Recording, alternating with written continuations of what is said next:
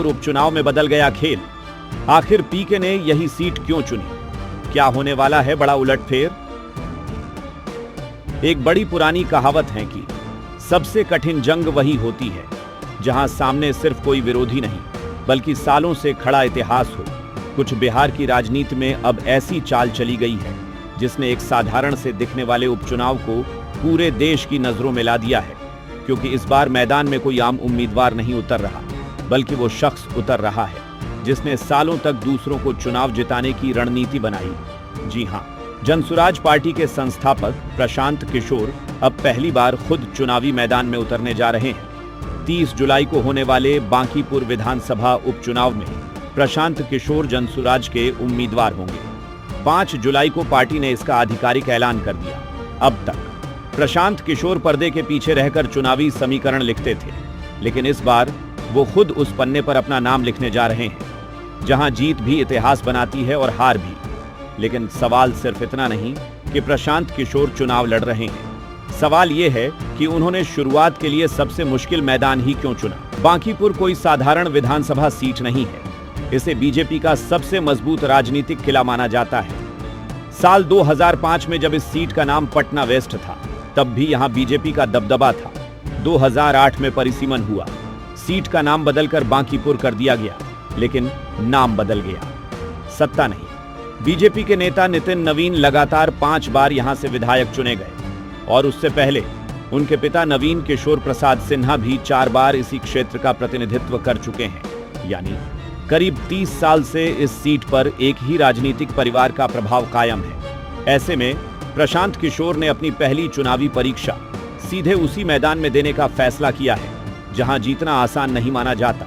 लेकिन अगर कोई इस सीट को जीतने का सपना देख रहा है तो उसके पीछे भी एक बड़ी रणनीति छिपी हुई है। दरअसल प्रशांत किशोर लंबे समय से बिहार में बदलाव यात्रा निकाल रहे हैं। गांव-गांव जाकर लोगों से मिले, जनसभाएं की और लगातार यही कहते रहे कि बिहार को नई राजनीति की जरूरत है। लेकिन राजनीति का इतिहास गवाह है, सबसे मजबूत किले भी तब टूटते हैं जब जनता बदलाव का फैसला कर ले।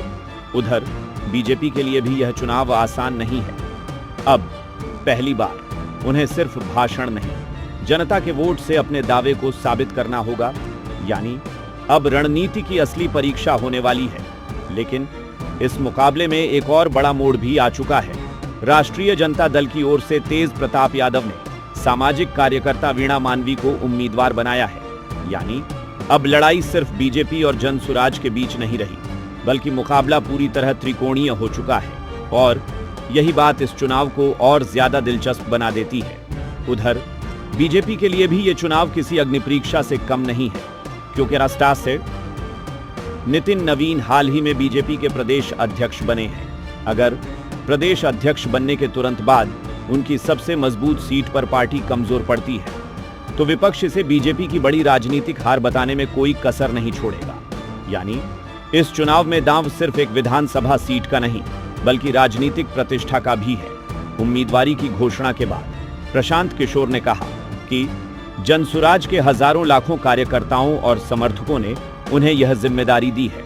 लोकसभा चुनाव के बाद कुछ समर्थकों में निराशा जरूर थी, लेकिन अगर बांकीपुर में जीत मिलती है तो यह सिर्फ एक सीट की जीत नहीं होगी बल्कि बिहार में बदलाव की राजनीति को नई ताकत देने वाला संदेश होगा।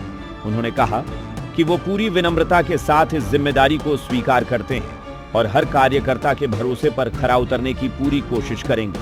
अगर बांकीपुर के सामाजिक समीकरण देखें तो यह पटना का प्रमुख शहरी इलाका है। यहाँ कायस्थ वोट बैंक काफी प्रभावशाली माना जाता है, साथ ही व्यापारी वर्ग की भी मजबूत मौजूदगी है। इसी वजह से बांकीपुर लंबे समय से बीजेपी की सबसे सुरक्षित सीटों में गिनी जाती है। लेकिन राजनीति में एक बात हमेशा कही जाती है, कोई भी किला हमेशा के लिए अभेद्य नहीं होता।